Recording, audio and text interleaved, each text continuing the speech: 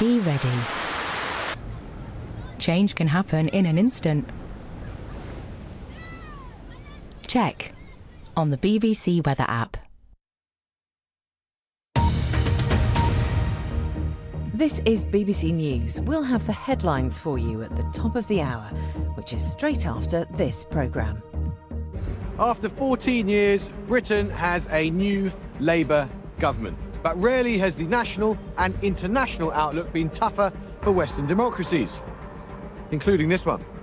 Riots and surging populism at home and abroad.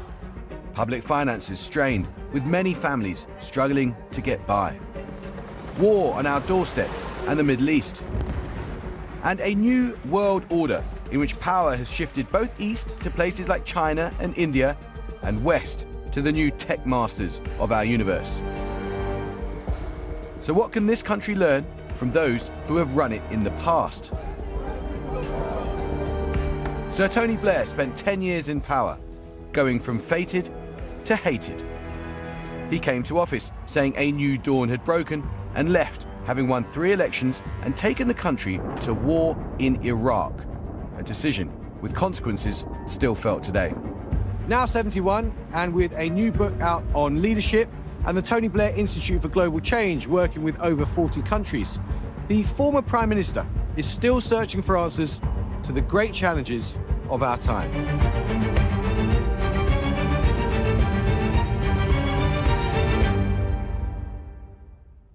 So Tony, thank you for speaking to me. It's very good to see you. Let's start with some feelings before we get to plenty of facts. Labour's back in power after 14 years. Very, very few people know what it feels like to actually be the Prime Minister of a new government, to be a country's leader. What did it feel like as you walked through that door and into power in 1997? Well, for me, the feelings were less those of elation. I mean, everyone around me was celebrating, but I was very conscious of the fact, first of all, I'd never been a minister, let alone a prime minister. And secondly, there is an awesome sense of responsibility. So you realize you're going to be taking decisions. You know you're on the start of a journey. You know the journey is going to be really difficult. You know there's going to be a whole lot of events and circumstances you can't predict. And you're acutely conscious of the fact that there is this immense burden of responsibility that comes with power, or should do. One of the fundamental challenges that not just Britain, but lots of Western democracies face today is populism. And I would say, tell me if you think differently, I would say populism is broadly that mode of politics in which charismatic leaders claim to represent the will of the people against a ruling elite.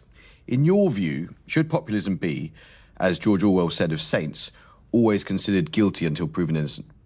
First of all, you've got to distinguish between wanting to do things that are popular, which most politicians do, and populism. I define populism as exploiting a grievance rather than solving it, as riding the anger rather than providing the answer. That's how I define it. But other people can define it differently. So I don't think that every politician that people talk about as a populist, necessarily all the things they say are wrong. And if they've got solutions to the grievances, they may be right.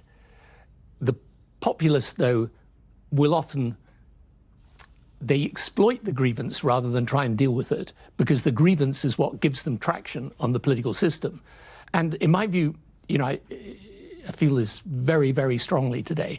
The challenge of democracy and the answer to populism is efficacy. It's effective delivery of change. And in the end, whether you're a populist or not a populist, if you've got an issue that is troubling for people, the question is, what's the solution? And the people that have the solution will, in the end, succeed. In terms of the theories as to why populism seems in the ascendant, one of the theories is, in a sense, a direct challenge to you and your mode of politics. And it's that people like you didn't fully understand at the time how globalization would create losers. So you said in 2005 of globalization, I think it was in your conference speech, I hear people say we have to stop and debate globalization. You might as well debate whether autumn should follow summer. They're not debating it in China and India. They're seizing its possibilities in a way that will transform their lives and ours. But isn't the truth that the globalisation which you championed, for understandable reasons, in a very different era, but that globalisation robbed millions of people of their agency, and it changed their communities in ways they don't like? Did it? What, globalization did that? A lot of people might think that. First of all, people like myself have never argued for a single moment that you should just let globalization happen. I mean, we introduced a minimum wage, made massive investment in public services, reformed our public services. We kept our economy strong. We dealt with issues that were of real difficulty for the public, and we invested in the public infrastructure to do that. We didn't just let globalization happen, but globalization as a force, let's be very clear, globally, it's lifted more people out of poverty than ever before in human history, ever before. The reason why life expectancy today is way above what it was 50 years ago is as a result of globalization. If we end up, by the way, backtracking on globalization, putting up barriers to trade, ending up making it harder for people to trade and interact with each other, we're going to slow growth. We're going to slow those things that have actually kept inflation low until very recently, and we're going to do ourselves a lot of damage. So globalization, misunderstand this, it's driven by people in the end, and it's driven by technology. But have you been sufficiently sensitive to the fact that what might excite you, might excite me, frankly, about disruption, about technology, about movement of people? Some people don't want that. Some people want the world to slow down. And you might not be one of them, but there are some people... Exactly, some people do. But Amol, the world's not going to slow down. But isn't that rather insensitive to the fact that millions of people want the world to slow down? And they vote accordingly? Maybe they do. And they prefer the past to what their communities look like today? And in the 19th century, by the way, there were lots of people that didn't want the Industrial Revolution.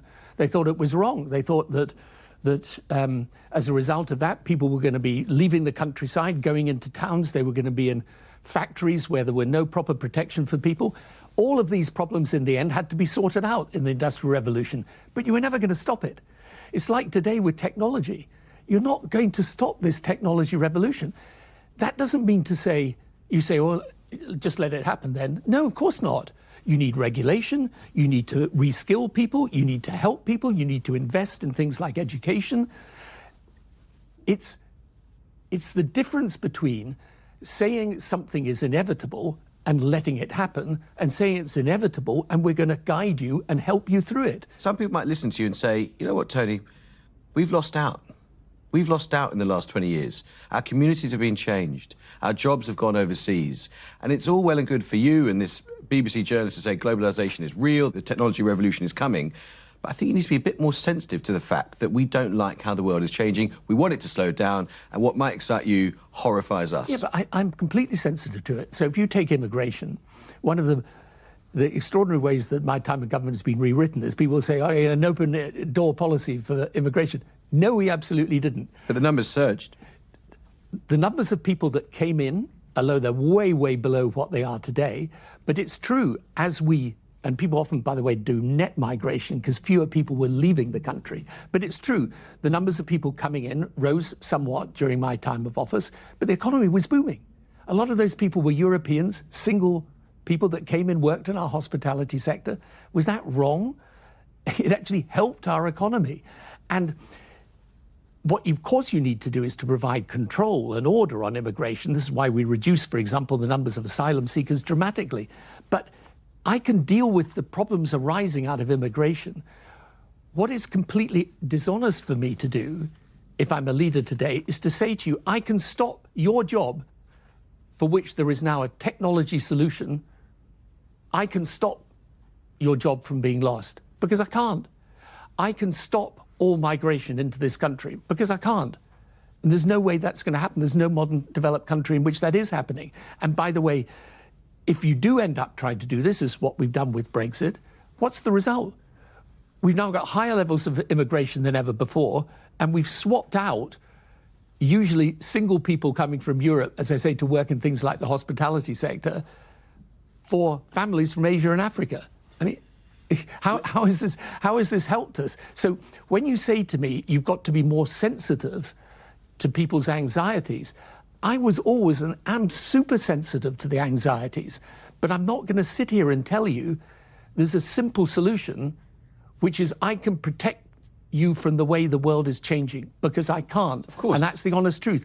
And if we had more honesty on that, and politicians said, look, our job is to help you through this process of change, not to tell you something that we know is not true, which is we can stop it. Sure.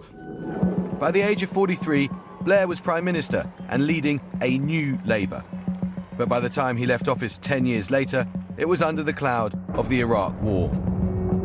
The decision to invade, based largely on the supposed threat of weapons of mass destruction, came to dominate and define his legacy. Millions marched in protest before the war. Thousands died during it. No weapons of mass destruction were ever found. Many will never forgive Blair, and his critics say the fallout of the war continues today. To what extent do you accept that what happened with Iraq and the fallout from Iraq did erode trust in our democracy? Yeah, look, there were people who passionately disagreed, and obviously as a result of the discovery that some, at least a substantial part of the intelligence around weapons of mass destruction was wrong, of course. But here's the thing that we did. Because of my anxiety about that, we held the longest and most detailed inquiry any government's ever held. Well, actually, we held several inquiries. Well, there were 6, and all of them came to the same conclusion, which is that no one had deceived anyone, because it would be deceit that undermined trust in democracy. And the truth is, I'm afraid, that some people just won't accept the results of those inquiries. Although nowadays, as I always say to people, you can go and read the intelligence online, and you can see exactly what we were told at the time. What's the biggest lesson that you took from the Iraq experience? That you've got to know much more deeply the terrain into which you're going if you're going to take foreign military action. Now, the truth is, what I would say is, you can disagree powerfully with what we did in Iraq or Afghanistan, but having done it, in my view, we should have held our position. You know, in Afghanistan, I really don't think we ever needed to withdraw in the way that we did. And I do think that our failure, having done what we did to hold with it, has had also repercussions that have been very difficult for Western policy. Well, let's take that thought and apply it to the international context today. Around the world today, as you've often written about and spoken about, we have many strongman or autocratic leaders. One of those is Vladimir Putin, and you have said in the past, one thing is clear, Vladimir Putin cannot be allowed to win. Based on current evidence, and given what you say about having the will to stick it out in Iraq and Afghanistan, based on current evidence, does the West have the will to face down President Putin? I think so, yes. I think it does, and I think it will. And so, you know, at some point there will be a political settlement of this. But in the meantime, it's absolutely essential, in my view, that we do everything we can to support Ukraine. And if there's a political settlement, why should Ukraine give up an inch of land to someone who's taken it by violence? Yeah, no, that's a very good question, and you'll have to negotiate all the details of that. But the most essential thing for the Ukrainians will be that whatever agreement, whatever precise agreement is reached, it will be reached on a basis which means that neither Putin nor any succeeding Russian president ever tries to do something similar again. And when you talk to the countries in Eastern Europe, who, by the way, thank goodness we did bring in to the European Union and did bring into NATO, their anxiety is that Russian aggression must not be rewarded, in the sense that it must be clear to any Russian president that a military adventure of this nature, again, to topple a democratically elected president, will never succeed. You spent a lot of time with Putin. Senator John McCain, the late great Republican, a giant of American politics, a great leader, said that when he looked in Putin's eyes, he saw 3 letters, a K, a G, and a B. When you looked in Putin's eyes, what did you see? Well, I can't say I spent a lot of time looking in his eyes, frankly, but the Putin I originally came across, he was at that time a member of the G7, so it was the G8. At that time, we would invite Russia to NATO conferences. You know, it was a very different situation than the Putin that he became. Now, maybe he was always like that, and we didn't spot it, but I don't think so. I think he changed over time, and then changed again in recent years. Because the Putin that I knew would never have engaged in such a folly as Ukraine. he would have understood that there was no way he was going to be able to invade a neighboring country and topple its democratically elected president and turn it into a fiefdom of Russia. Maybe there's a sense in which he was exploiting grievances and responding to something. Let's put this in the context of Iraq. For the reasons you outlined, I don't think now's the time to relitigate the case for Iraq. People can watch the footage of those public inquiries if they want. It's all available online. But what do you say to the argument, not that the fallout from Iraq caused Putin to invade Ukraine, that's implausible, but rather that the Iraq war and that experience left the West morally and militarily exhausted and weak, and that Putin, if he's about one thing, it's about exploiting weakness? Yeah, but I think the more dangerous lesson that Putin drew from Western policy in the last years has been that we don't have staying power. I mean, I think... You just said a moment ago you think the West does have the staying power to see him off. I do, in respect of Ukraine. I do think that. But I can see why he would think that's not true. And you can see from some of the debates that have been happening in the US, for example, how he might draw that conclusion still. Now, I happen to think he's wrong, because I think this is happening in Europe's, at Europe's back door. So I think the Europeans will hold firm on Ukraine. But I think, for example, in respect of Syria, I think in respect of the withdrawal from Afghanistan, no. I think that's what he thinks is that the West doesn't have staying power. And that's why it's necessary to prove you do. And there's no engagement you will ever make militarily that doesn't take its toll. Yeah. But having done it, you've got to stick with it. Otherwise, the conclusion that other people draw is you're going to walk away. Well, you did it in Sierra Leone, you did it in Kosovo, you committed 50,000 troops, I think, British troops. I mean, Keir Starmer couldn't do that. That's 2/3 of the modern British army. And you say you need to have the staying power and the will to stick it out. Does that mean, and is your sense looking around the world, that we as a country need to spend more on defence? Well, we're going to have to rebuild our defence capabilities for sure. And we're going to have to recognise two things. One, we will be doing that in cooperation with other countries, because we don't have everything we need as a military on our own, and it's not realistic to think we can get it in the same way that maybe 30, 40 years ago we could have. But secondly, warfare itself is changing dramatically. I mean, if you want to look at an area where people don't often think about technology, look at defence. And the way the whole nature of warfare has changed. Of course, and Ukraine is I a don't fascinating example from a military perspective. So, I mean, yes, we're going to have to do a lot more to prepare ourselves. But I don't need to tell you that there are a lot of demands on the public purse at the moment. And when someone says to Rachel Reeves, Chancellor, we need to spend more on defence, we need to rebuild our defences, and she faces tough choices, and Keir Starmer faces tough choices as a leader, they might say, well, we can't afford it. Yeah, no, absolutely. So this is a big challenge, and that brings you back to the central challenge that our government has and any government in the developed world has today, which is how do you avoid a situation where you're spending more money than ever before, taxing people heavily with poor outcomes? And my answer to that is technology. That is the only way through that. And that's why I say to people now, the big question for any political leader in modern politics is, how do I understand, master, and harness the technology revolution? All modern democracies face the same challenge. And by the way, all modern developing nations face the same opportunity, which is, and some of them, the smart ones, are doing this. If they can embrace this technology, they don't need to create a healthcare system like ours. They don't need to create an education system like ours. They can leapfrog if they use the technology properly. And that's part of the work we do with countries all around the world. How would you describe Britain's standing in the world compared to 20 years ago? Let me put it in this way. When I was Prime Minister, my foreign policy was based on 3 pillars. 1, America's strongest ally. 2, key players in Europe. 3, the Department of International Development, which was, in my view, the best soft power arm of any government in the world. And the truth of the matter is we're weaker on all 3 now. I mean, the Department of International Development's gone, its budget's been cut. We're out of Europe, obviously, so we're no longer key players there. Are we America's strongest ally? Well, That's the question today. I mean, I think that our security and military still have a very, very close relationship, but politically,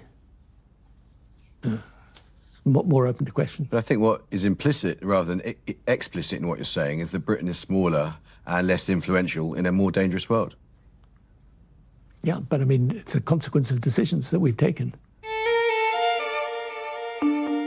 You've said about the Gaza situation, it's become clear that decades of conventional Western diplomacy around the Israeli-Palestinian issue will need to be fundamentally rethought. Can you just spell out what that means? The only sustainable solution remains that the Palestinians have the dignity of statehood and the Israelis have the necessity of security.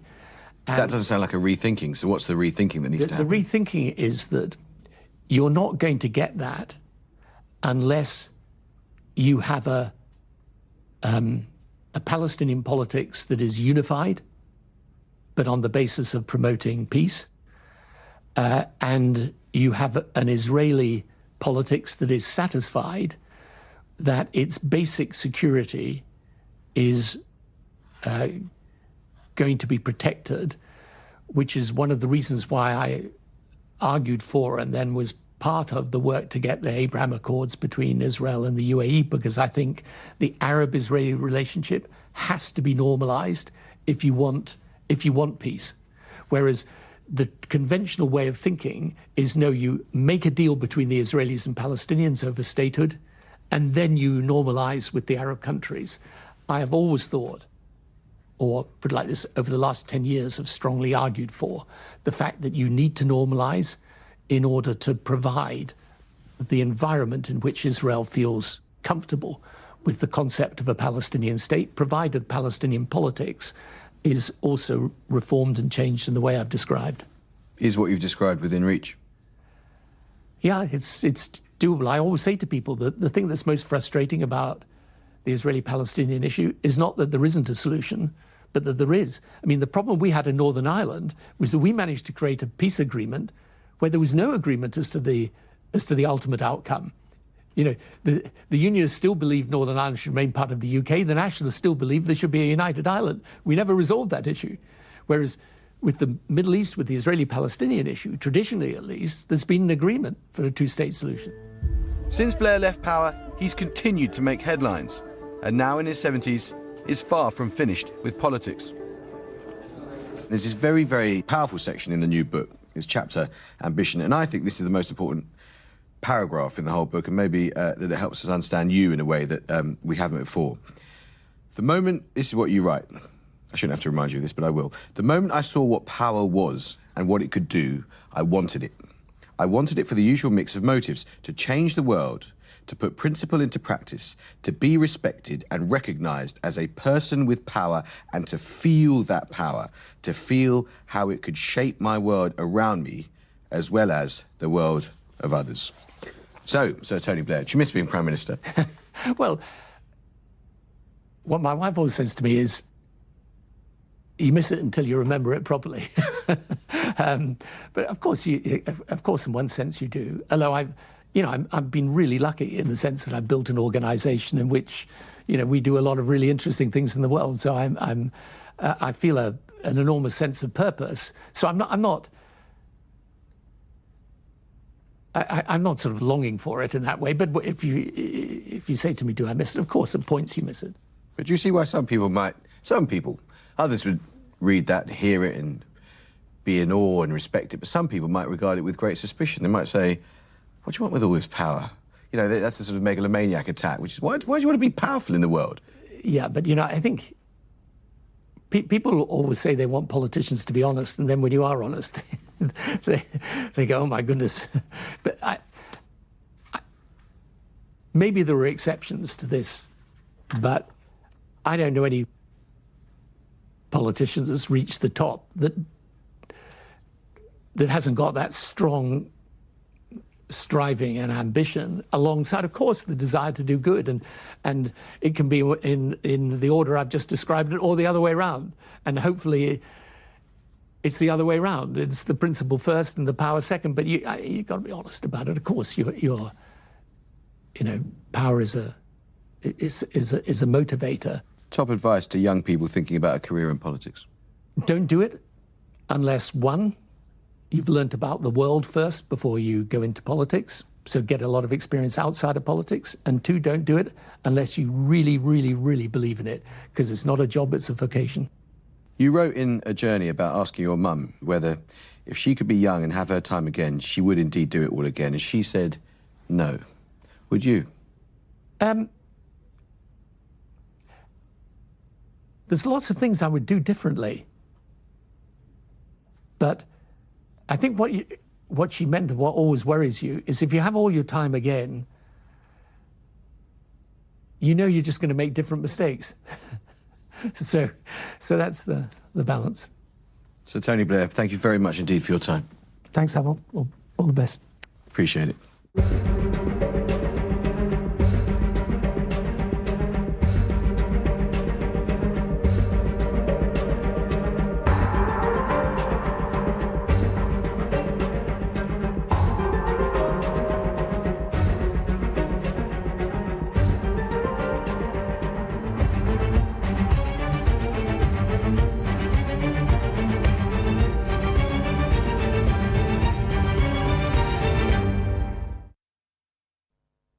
Hello there. The month of September can often be quite a turbulent one, the transition from summer into autumn. And the final full week of September has been just that. Look at Thursday's rain. A lot of heavy rain drifting out of northern England and Northern Ireland. This darker blue here, a line of torrential, thundery showers with some hail in there as well. Already, still with days to spare, Woburn in Bedfordshire has had its wettest September on record, but it's also had its wettest month ever on record. And we've got an amber weather warning which will remain in force for the next few hours, and so we are just going to continue to add to those rainfall totals. So a line of heavy rain will move its way south out of the Midlands down into southern England and southeast England. Behind it, the wind direction swinging round to a northerly. A few scattered showers with elevation could turn a little wintry as well as it turns colder from the north. So this weather front slowly eases away during the day this Friday, and then behind it that colder air starts to tuck in.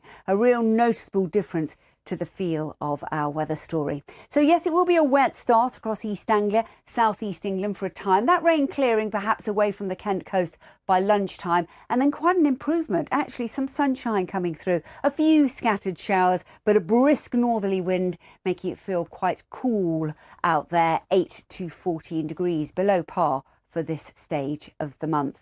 Now, as we move out of Friday into the weekend, we start with this ridge of high pressure, a quiet start to the weekend, but there's more wet weather to come as we move into Sunday. But with that high pressure, well, that means we could have quite a chilly start first thing on Saturday morning. Temperatures in sheltered glens of Scotland and northeast England down below freezing. So a frost is not out of the question here. We will continue to see the wind direction swinging around to more of a northwesterly. That'll drive in showers on Saturday across exposed west coast, and one or two running down through the Cheshire Gap as well. Top temperatures on Sunday at around 15 degrees, the best of the sunshine in sheltered southern and eastern areas.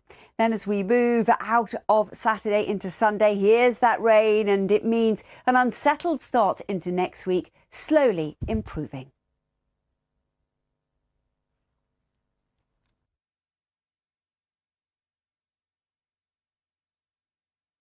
The BBC was always on in the Mashiri house, and my dream actually was to be a BBC News presenter. I want to be for others what the BBC was for us, a trusted source of stability and hope. For me, trust is about presence, about fostering relationships all around the world over years. So when a story breaks, we're not chasing a lead, we're already there. I'm Marianne Mashiri on The World Today for BBC News.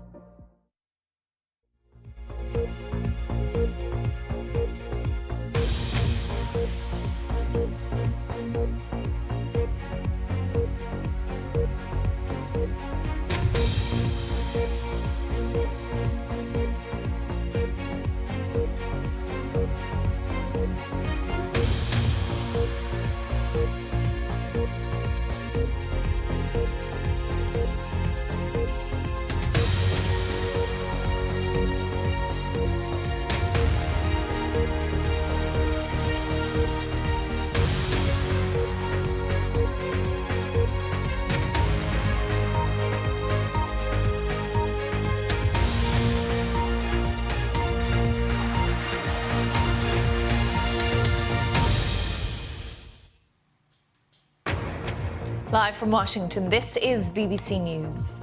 Israeli airstrikes in Lebanon continue despite international calls for a ceasefire. US President Joe Biden pledges an additional $8 billion in military aid for Ukraine. Warnings of a potentially catastrophic storm surge as Hurricane Helene bears down on low-lying coastal areas of Florida.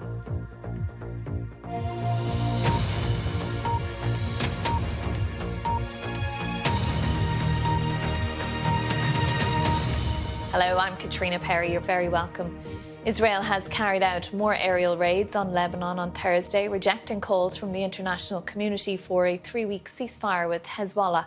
The Israeli army says it continues to fight Hezbollah with full force, hitting 220 Hezbollah targets in 24 hours.